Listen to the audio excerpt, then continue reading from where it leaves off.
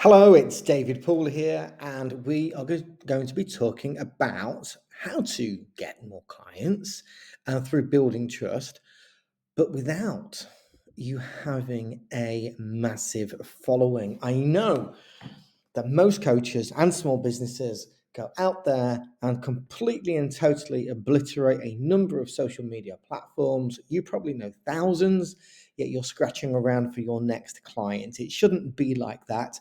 And I'm going to share with you what I started doing way back in 1998, which was way before the birth of social media. But what I did then, I still do today.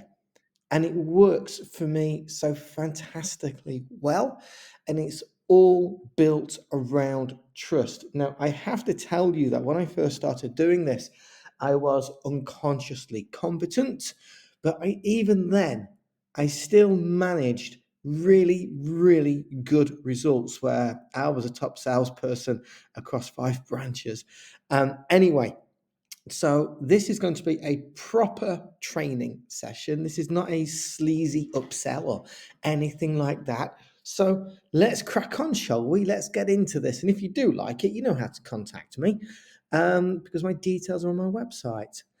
So when it comes into building trust, for me, I've discovered that there are really 3 levels to trust: rapport, competence, and consistency. Now, I will tell you my real story and not some fabricated presentation, and you will feel the rapport that goes through this as I create it with you. But rapport, competence, and consistency are the 3 components for you to build trust, where somebody actually comes to you and say, hey, can you tell me about your services, please? Because that's the ideal, isn't it? You want them going, hey, I'm interested in you. I've got this problem and I need to overcome it. I think you might be the person to help me.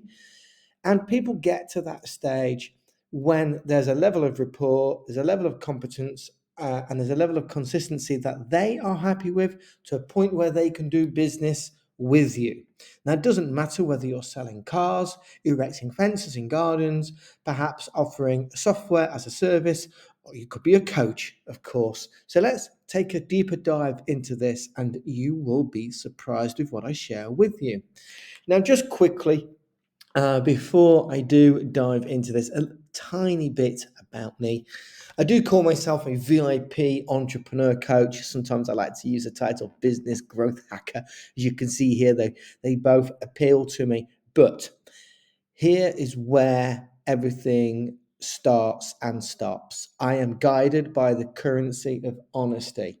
I have to be completely and totally 100% honest with myself in my business. Because when I step away from honesty, that is where my business starts to fall down in certain areas, and you will be exactly the same. Exactly the same. It is the only way that we can truly and sustainably grow our businesses. We have to be guided by the currency of honesty. If you want to hear from me, go and beyond the illusion. You can book some time with me, but let's get on with this training. So let's talk about photos, shall we? This photo was taken this summer, 2024, with my wife and my son, and with a whole bunch of bees. Talk about needing trust.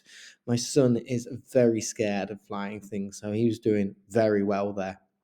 Now, I want to take you back to 1998, when I first started working as a recruitment consultant for a company called Opus Recruitment. I had been working in bars and nightclubs for the previous 4 years, and I had one sales job before. But Phil said to me, David, we would like you to be our salesperson. I actually went there for a job as an administrator, and Phil almost laughed me out of the room. He said, not a chance. He said, but we do need a salesperson. Can you come and work for us? I was unemployed. Okay, I'll give it a go. Now, he said to me, the company has 2 boxes. Imagine this as a giant Rolodex. It was literally a piece of card with a company name on it, a whole bunch of notes. And they either went into the blue box or the red box. The blue box are companies that I didn't touch. Either we didn't want to work with them for whatever reason, or maybe they didn't want to work with us. And then we had the red box. And the red box is the reason why I became the best salesperson, or one of the reasons why I became one of the best salesperson, not just in this company, but also in other companies as well. And these were my ideal clients, my target audience. And so what I did is, rather than spraying and praying to everybody, which we do on social media, your blue box is massive on social media, but we don't really have a blue box and a red box. And what we need to start doing as business owners, as coaches, is working out who really is in my red box. Who is my ideal client? They go in the red box. And we start to build rapport with them. So let's talk about the red box of rapport, which wasn't a name that I created in 1998. I didn't have that sort of knowledge then. I certainly didn't have any training, but it's a name I created pretty much this year as I reflect back fondly. I was going through the red box, picking out these cards and giving these companies a call. And for the life of me, I didn't know what to say. I was terrible. I really, really was. Oh, hi. My name's David Paul from Opus Recruitment. Can I speak to the production manager, please? Receptionist would say, "Oh, I'm sorry, David. He's not available." And I'd get that time and time and time and time again. And I really wasn't getting anywhere whatsoever. And I was racked with nerves to get it right. I was making these phone calls in front of other staff. Phil was the manager, Michelle was the administrator. Sometimes somebody else popped in as well. And we might have even had temporary staff in there that might have been able to hear me. So I was a bag of nerves. So I started to say this, hi, I need to make a phone call to you because I work for a company called Opus Recruitment, and they've asked me to be on their team where I promote their business. I'm brand new to this. I'm going to make mistakes in this phone call. I'm really sorry. But can I introduce the company, please, to the right person? Or can I introduce the recruitment company I work for, please?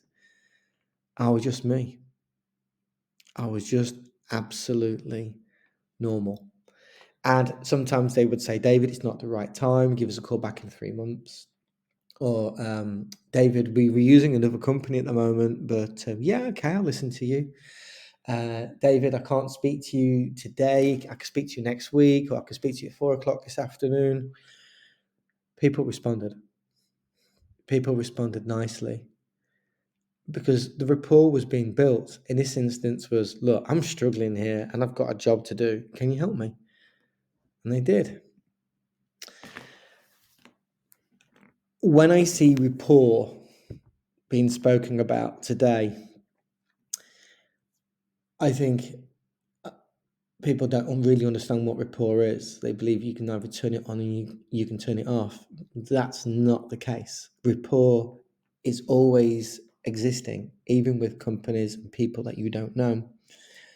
So let's say there's a person out there you don't know. We'll call that person Sarah. Your rapport level with Sarah right now, she doesn't know you. That rapport level is 0. But just imagine if you had in the future a really bad incident with her, your rapport level wouldn't be 0, it would be -5 or -10. So rapport always has a level. It always has, it's always existing. And can it be built? Can rapport be created with a bunch of lead magnets? I think to a low level, it can have an effect.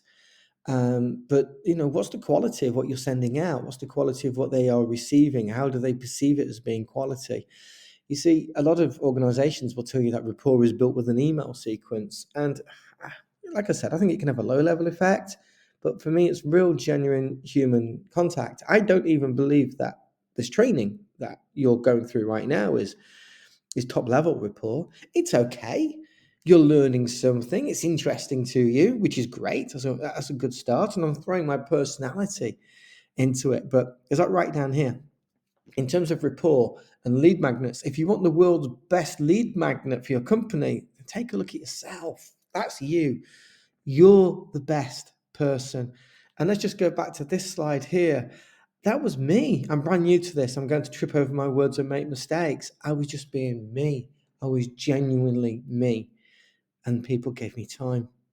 It was great. Maybe you could argue I was lucky, but oops, just flicking past my slides here. A bit too quick.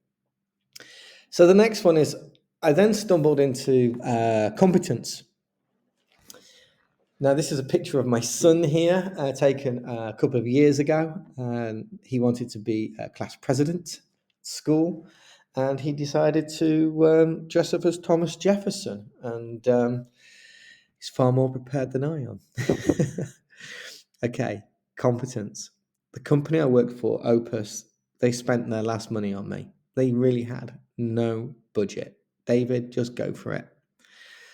And I did. So I didn't know what to do, but I went in there. I went into these companies who were trying to see if they would be our clients. And I said, is it okay if I could ask you a question? I asked permission. I didn't just say blur and stick something in their face. I asked permission. And then I started to ask this question, and it was a real fluke. And I used to say to them, look, oh, I remember one particular company called Eurocell, and she was a lovely lady called Lorraine Brocklebank. Really, really cool.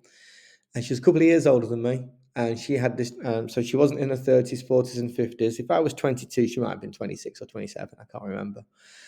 And I remember saying to her, Lorraine, if you ever need me and our company for your staff, what do you need from a company like us?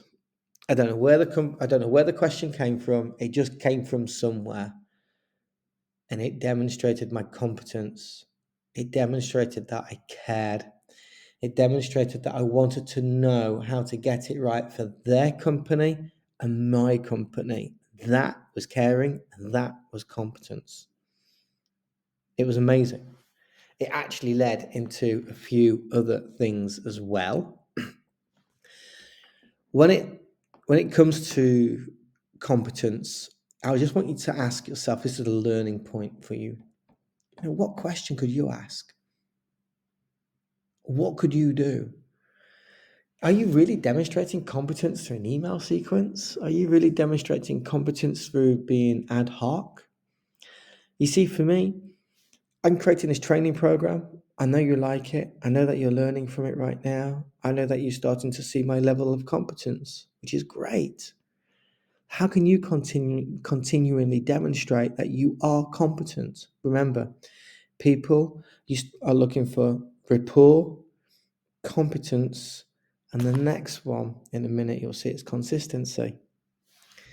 So in terms of consistency, let's just talk about turning up. I used to go into the companies and say, how can I help you? What do I need to do? And I used to go and do a shift for these people. I didn't want to be out of sight, out of mind, as I've put a quote down here for Vanessa Paradis, because they forget you. How many people have you met and they said, oh, I'd really want to be your client, but I'm just not ready yet. Give me a call in 3 months' time and I'll be your client then. And you phone them in 3 months' time and they say, oh, I'm ever so sorry, I decided to do something else. I'm on another course. Or I just jumped into this. And you've missed out on them. And that's because we were not regularly turning up for people. What we tend to do, and I'll ask you right now, look at the last 6 months of people that you've spoken with. The people who you do not think are likely to do business with you, where's the level of contact you've got with them right now? And you don't know how likely they are to do work with you. And we just move on from people. We don't see them again. And it's a shame. Do we really need to be that person? Do we really need to be going out there trying to build new relationships from scratch? And that is what coaches are doing, trying to create new relationships from scratch. They are burning through lead magnets. They are burning through social media platforms. They are burning through social media posting to try and get that discovery call. hopefully get the client. If they don't get the client, they are burning through discovery calls and they are burning themselves out. Actually, they are driving themselves into complacency. We don't need to do that. You probably only need 20, 25 clients as a coach throughout a year. If every if every person pays you, well, let's say $1,000 a month, and you're only working with 10 people a month, and that turns out to be 25 over the year, as some people join you and some people leave you, you know, that's 25 clients. I mean, how many people do you need to build relationships up with? 10,000 people? 8,000 people? I mean, you look at how many people that you're connected to on all the social media profiles put together, plus the ones that are in your phone, plus the ones that are on an email list. How many have you got? 5,000, 10,000, 20,000? How many groups are you in that aren't your groups, but you're in those groups? Because you can add those on top as well. We don't need that many people. We really, really don't. What we need to do is we need to turn up and be consistent in our ways that where they see the value. And one of the ways that I turned up for these organizations, I said, look, I really need to know how this works. Can I do a shift for you? The way that I present that in my business today is that actually when I do a discovery call, I say, look, the best way I can do a discovery call with you is actually giving you some solid support in that hour. I'm going to ask you a range of questions to find out where you are, where you're going. And then we're going to start to help create you a way forward. That's my version of the discovery call, because you get to know me, I get to know you, and you get to learn something as well. Is that good for you? They go, yeah, it's great for me, David. So, how do you want to show up? Okay. How do you want to show up? And how are they perceiving you? And that's really important. Really important. So ask yourself that question. How do you want to show up? Now, we're almost at the end now. So let's just go through these quick 3 learning points. Choose a audience. Keep on going back to them. Like I said, you don't need thousands of people. You need a few hundred. Nurture them, bring them into your world, do what it takes. Be competent, understand how your client measures competence, keep turning up, being you, and always deliver to a high standard. Thank you so much. My name's David Poole. I am from Going Beyond the Illusion. If you would like to meet me in my business, then I would definitely do a discovery call with you. And as I said a few moments ago, it would be a piece of time where you do get to learn about me and I get to learn about you, but very essentially, we turn that into a really cool learning point. So we add value into your business. I can be your co-pilot. I am far more than a coach. I only work with a small number of people, but as you can see on this picture, I like to roll my sleeves up and get into the trenches with you. Thank you so much. I wish you all the very best and look forward to hearing from you soon.